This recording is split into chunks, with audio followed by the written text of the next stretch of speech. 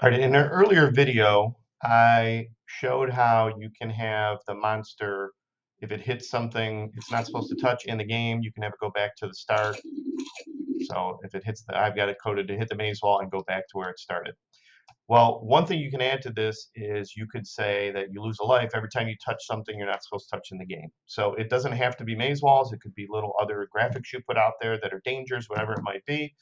And so all you need to do is create an attribute to keep track of the number of lives that the monster has. And then if it gets to 0, go to like a you lose screen. So what you're going to do first is you're going to go to your game inspector.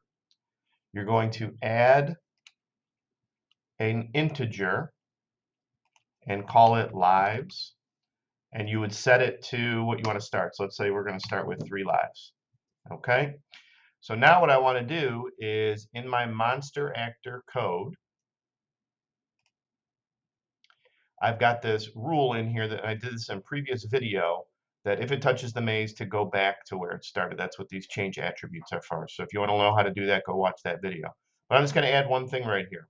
So what I'm going to do is I'm going to bring out another change attribute behavior.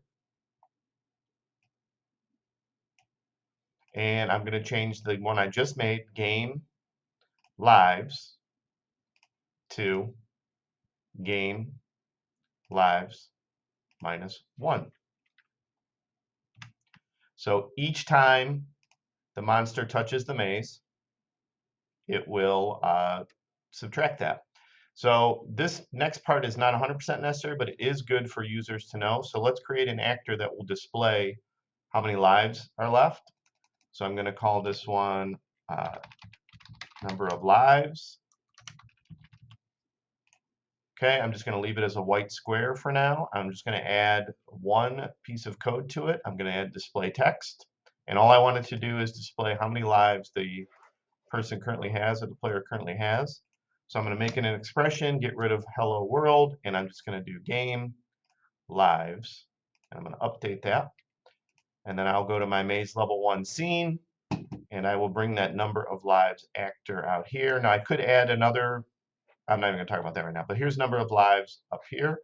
So if I've done this correctly,